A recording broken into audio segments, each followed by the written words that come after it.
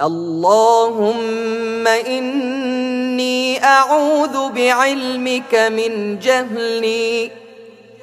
وبغناك من فقري وبعزك من ذلي وبحولك وقوتك من عجزي، وأعوذ بمعافاتك من عقوبتك، وأعوذ برضاك من سخطك، وأعوذ بك منك لا أحصي ثناء عليك أنت كما أثنيت على نفسك.